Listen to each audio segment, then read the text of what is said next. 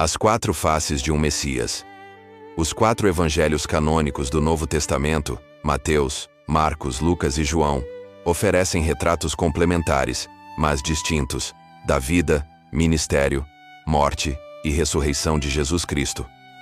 Longe de serem meras biografias no sentido moderno, são relatos teológicos que visam proclamar a boa nova, Evangelho, e fortalecer a fé das primeiras comunidades cristãs. Cada evangelista escreve com uma perspectiva única, moldada por sua audiência, suas fontes e seu propósito teológico específico, resultando em quatro faces de um mesmo Messias.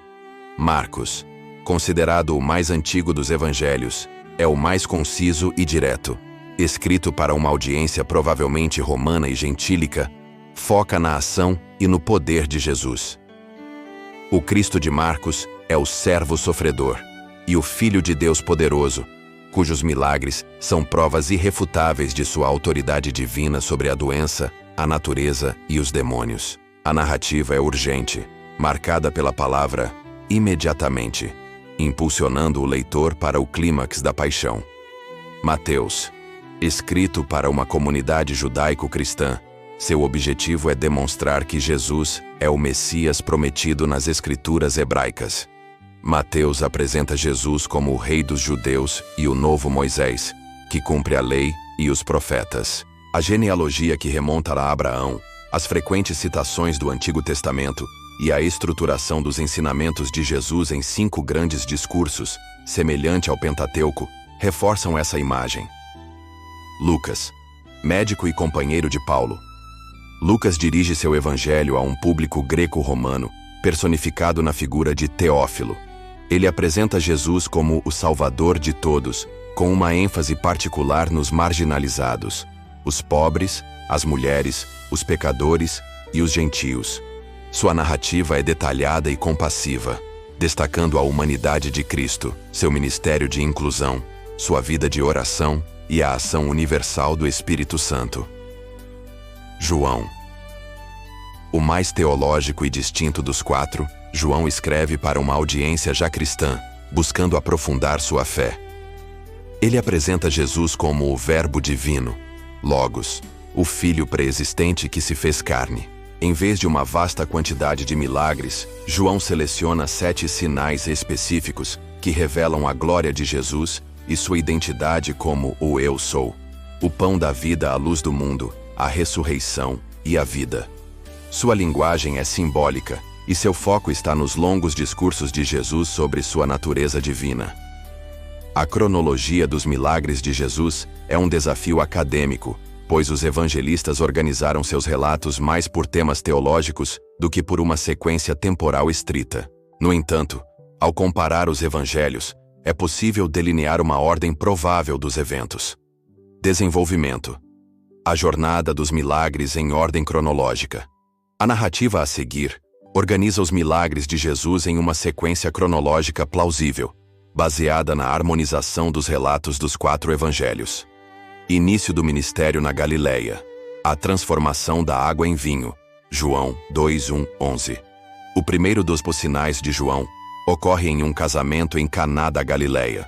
A pedido de sua mãe Maria, Jesus transforma 6 talhas de água em vinho de alta qualidade, revelando sua glória e levando seus discípulos a crerem nele. A cura do filho de um oficial do rei. João 4:46-54. Ainda em Caná, um oficial do rei de Cafarnaum implora que Jesus cure seu filho que estava à beira da morte.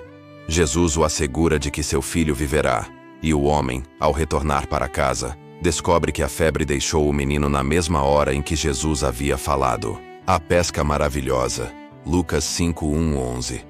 Após pregar da barca de Simão Pedro no mar da Galileia, Jesus o instrui a lançar as redes em águas profundas. Apesar da noite de trabalho infrutífero, Pedro obedece e apanha uma quantidade tão grande de peixes que as redes se rompem. Diante desse milagre, Pedro, Tiago e João deixam tudo para seguir Jesus. A expulsão de um espírito imundo em Cafarnaum. Marcos 1:21-28, Lucas 4:31-37. Na sinagoga de Cafarnaum, um homem possuído por um demônio grita, reconhecendo Jesus como o Santo de Deus. Com autoridade, Jesus ordena que o espírito se cale e saia do homem, o que acontece imediatamente, causando espanto em todos. A cura da sogra de Pedro. Mateus 8, 14 e 15. Marcos 1, 29 e 31. Lucas 4, 38 e 39. Saindo da sinagoga, Jesus vai à casa de Pedro e encontra sua sogra acamada com febre alta. Ele a toma pela mão, repreende a febre, e ela é instantaneamente curada, levantando-se para servi-los. A cura de muitos ao entardecer. Mateus 8, 16, 17. Marcos 1, 32, 34. Lucas 4, 40, 41. Ao pôr do sol, uma multidão traz a Jesus todos os doentes e endemoninhados de Cafarnaum. Ele cura as diversas enfermidades e expulsa os espíritos com sua palavra, cumprindo a profecia de Isaías. A cura de um leproso. Mateus 8, 1, 4. Marcos 1, 40, 45. Lucas 5, 12, 16. Um homem coberto de lepra se ajoelha diante de Jesus, e cheio de compaixão, Jesus o toca dizendo: "Quero ser limpo." A lepra desaparece instantaneamente. A cura do servo de um centurião. Mateus 8, 5, 13. Lucas 7, 1, 10. Em Cafarnaum, um centurião romano pede a cura de seu servo paralítico. Demonstrando uma fé notável, ele afirma que não é digno de receber Jesus em sua casa, bastando apenas uma palavra de ordem. Admirado, Jesus declara o servo curado à distância. A cura de um paralítico em Cafarnaum. Mateus 9, 1, 8, Marcos 2, 1, 12, Lucas 5, 17 e 26. Devido à multidão, amigos de um paralítico o descem pelo telhado até os pés de Jesus. Vendo a fé deles, Jesus perdoa os pecados do homem. Para provar sua autoridade para perdoar pecados, ele ordena ao homem que se levante, pegue sua maca e vá para casa, o que ele faz. Meio do ministério galileu. A cura do homem da mão ressequida. Mateus 12, 9 e 14, Marcos 3, 1 a 6, Lucas 6, 6, 11. Em um sábado na sinagoga, Jesus confronta os fariseus sobre a legalidade de se fazer o bem nesse dia. Ele então cura um homem que tinha uma das mãos atrofiada, restaurando-a perfeitamente. A ressurreição do filho da viúva de Naim. Lucas 7, 11, 17. Perto da cidade de Naim, Jesus encontra um cortejo fúnebre para o filho único de uma viúva. Movido de compaixão, ele toca o caixão e ordena ao jovem: "Eu te digo, levanta-te." O rapaz se senta e começa a falar, e Jesus o entrega à sua mãe. Acalmando a tempestade no mar da Galileia. Mateus 8, 23, 27. Marcos 4, 35, 41. Lucas 8, 22, 25. Enquanto atravessam o mar, uma violenta tempestade apavora os discípulos. Jesus, que dormia, é acordado e repreende o vento e o mar, que se acalmam imediatamente. Os discípulos se maravilham com seu poder sobre a natureza. A cura do endemoninhado gadareno.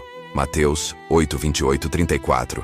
Marcos 5, 1 a 20. Lucas 8, 26, 39. Na região dos Gerasenos, Jesus é confrontado por um homem ou dois em Mateus, possuído por uma legião de demônios que vivia nos túmulos. Jesus expulsa os demônios, permitindo que entrem em uma manada de porcos que se precipita no mar. O homem é encontrado vestido, em perfeito juízo. A cura da mulher com hemorragia e a ressurreição da filha de Jairo. Mateus 9, 18, 26. Marcos 5, 21, 43. Lucas 8, 40, 56. A caminho da casa de Jairo para curar sua filha de 12 anos, uma mulher que sofria de uma hemorragia há 12 anos, toca a orla do manto de Jesus e é curada. Chegando à casa, mesmo com a notícia de que a menina morrera, Jesus entra, toma-a pela mão e diz: "Talita cumi", menina, levanta-te. E ela revive. A cura de dois cegos. Mateus 9, 27 e 31. Dois homens cegos seguem Jesus, clamando por misericórdia. Na casa, ele toca seus olhos e, segundo a fé deles, a visão lhes é restaurada. A cura de um mudo endemoninhado. Mateus 9, 32, 34. Logo em seguida, trazem a Jesus um homem que não conseguia falar por estar possuído. Jesus expulsa o demônio e o homem começa a falar, maravilhando a multidão. A cura de um paralítico no tanque de Betesda. João 5, 1 a 15. Em Jerusalém, durante uma festa, Jesus encontra um homem que estava enfermo há 38 anos perto do tanque de Betesda. Jesus lhe ordena que se levante, pegue sua esteira e ande. A cura, realizada em um sábado, gera controvérsia com os líderes judeus. Ministério final na Galileia e região. A alimentação dos 5.000. Mateus 14, 13 e 21. Marcos 6, 30, 44. Lucas 9, 10, 17. João 6, 1, 14. Perto do mar da Galileia, com apenas 5 pães e 2 peixes, Jesus alimenta uma multidão de cerca de 5.000 homens, além de mulheres e crianças. Após todos se saciarem, ainda sobram 12 cestos de pedaços. Jesus anda sobre as águas. Mateus 14, 22, 33. Marcos 6, 45, 52. João 6, 16, 21. Após o milagre da multiplicação, Jesus envia os discípulos de barco e se retira para orar. De madrugada, com o mar agitado, ele vai ao encontro deles, caminhando sobre as águas. Pedro também tenta, mas afunda por duvidar, sendo salvo por Jesus. A cura da filha da mulher cananeia. Mateus 15, 21 a 28, Marcos 7, 24 a 30. Na região de Tiro e Sidom, uma mulher gentia, Ciro-fenícia, implora pela libertação de sua filha, que estava possuída por um demônio. Testando sua fé, Jesus inicialmente hesita, mas diante de sua resposta humilde e perspicaz, ele atende ao seu pedido e cura a menina à distância. A cura de um surdo gago. Marcos 7, 31, 37. Na região de Decápolis, Jesus cura um homem que era surdo e tinha dificuldade para falar. Ele o leva à parte, coloca os dedos em seus ouvidos, cospe e toca sua língua, dizendo, Efatá, abre-te. O homem passa a ouvir e a falar perfeitamente. A alimentação dos 4.000. Mateus 15, 32, 39. Marcos 8, 1, 10. Novamente, Jesus sente compaixão por uma grande multidão que o seguia há 3 dias. Com 7 pães e alguns peixinhos, ele alimenta 4.000 homens, além de mulheres e crianças, e ainda sobram 7 cestos cheios. A cura de um cego em Betsaida. Marcos 8, 22, 26. Em Betsaida, Jesus cura um cego em 2 etapas. Primeiro, ele cospe nos olhos do homem e impõe as mãos, e o homem passa a ver as pessoas como árvores andando. Em seguida, Jesus impõe as mãos novamente e sua visão é completamente restaurada. A cura de um menino endemoninhado. Mateus 17, 14, 21. Marcos 9, 14, 29. Lucas 9, 37 e 43. Após a transfiguração, Jesus encontra seus discípulos incapazes de curar um menino com um espírito que o tornava mudo e o lançava em convulsões. Jesus expulsa o demônio e ensina que certas castas só saem com oração e jejum. A moeda na boca do peixe. Mateus 17, 24, 27. Em Cafarnaum, para pagar o imposto do templo por ele e por Pedro. Jesus instrui o discípulo a pescar um peixe em cuja boca ele encontraria uma moeda de 4 dracmas, o valor exato para os 2. Ministério final na Judéia e Pérea. A cura de um cego de nascença. João 9, 1, 41. Em Jerusalém, Jesus cospe no chão, faz lodo com a saliva e aplica nos olhos de um homem cego de nascença, mandando-o lavar-se no tanque de Siloé. O homem obedece e volta vendo. O milagre, ocorrido no sábado, causa um grande alvoroço e um profundo debate teológico entre os fariseus. A cura de uma mulher encurvada. Lucas 13, 10, 17. Em uma sinagoga, no sábado, Jesus cura uma mulher que andava encurvada havia 18 anos devido a um espírito. Ele a liberta de sua enfermidade, gerando indignação no chefe da sinagoga, a quem Jesus repreende. A cura de um homem com hidropisia. Lucas 14, 1, 6. Na casa de um fariseu, novamente em um sábado, Jesus cura um homem que sofria de inchaço anormal, hidropisia, desafiando novamente a interpretação legalista do descanso sabático. A ressurreição de Lázaro. João 11, 1, 44. O mais espetacular dos milagres de Jesus. Em Betânia, Lázaro, irmão de Marta e Maria, estava morto e sepultado há 4 dias. Jesus vai ao túmulo e, após orar, ordena em alta voz: Lázaro, vem para fora. Lázaro sai do sepulcro, ainda envolto em faixas. Este evento é o estopim para a decisão das autoridades de matar Jesus. A cura de 10 leprosos. Lucas 17, 11 e 19. A caminho de Jerusalém, 10 leprosos clamam por misericórdia. Jesus os manda se apresentarem aos sacerdotes, e no caminho eles são purificados. Apenas um samaritano, volta para agradecer, e Jesus destaca a fé do estrangeiro. A cura do cego Bartimeu. Mateus 20, 29 e 34. Marcos 10, 46 e 52. Lucas 18, 35 e 43. Perto de Jericó, um mendigo cego chamado Bartimeu clama incessantemente por Jesus. Jesus o chama, e diante de sua fé, restaura sua visão. Imediatamente, ele passa a seguir Jesus. Semana da Paixão em Jerusalém. A maldição da figueira sem frutos. Mateus 21, 18 e 22. Marcos 11, 12 e 14, 20 e 25. Indo de Betânia para Jerusalém, Jesus, com fome, aproxima-se de uma figueira frondosa, mas não encontra frutos nela. Ele a amaldiçoa, e no dia seguinte, os discípulos a encontram seca desde a raiz. O ato simboliza o julgamento sobre a nação de Israel, que aparentava religiosidade, mas não produzia frutos de justiça. A cura da orelha de Malco. Lucas 22, 49 e 51. João 18, 10, 11. No momento de sua prisão no Getsêmani, Pedro saca uma espada e corta a orelha direita de Malco, servo do sumo sacerdote.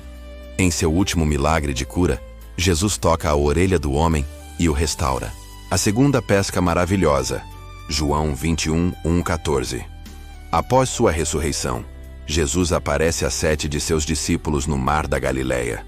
Após outra noite de pesca sem sucesso, o Jesus ressurreto os instrui a lançar a rede do lado direito do barco. Eles o fazem e apanham 153 grandes peixes, uma captura tão grande que mal conseguiam arrastar a rede. O propósito divino dos milagres. A narrativa dos milagres de Jesus é central para a mensagem dos evangelhos.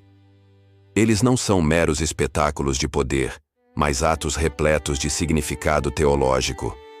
Primeiramente, os milagres validam a identidade de Jesus como o Filho de Deus, demonstrando sua autoridade divina sobre todas as esferas da existência: a doença, a natureza, as forças espirituais e a própria morte. Em segundo lugar, são expressões da compaixão e da misericórdia do reino de Deus, que se manifesta para restaurar, curar e libertar os oprimidos. Por fim, os milagres funcionam como sinais, especialmente em João, que apontam para uma realidade espiritual mais profunda, convidando as pessoas à fé. Ao curar os doentes, alimentar os famintos e ressuscitar os mortos, Jesus não estava apenas aliviando o sofrimento imediato, mas inaugurando uma nova era em que a criação, desfigurada pelo pecado e pela morte, começa a ser restaurada. Através dos relatos harmonizados, mas únicos, de Mateus, Marcos, Lucas e João, vemos como os milagres de Cristo formam uma tapeçaria que revela o caráter de Deus e o propósito de sua vinda: trazer vida e vida em abundância.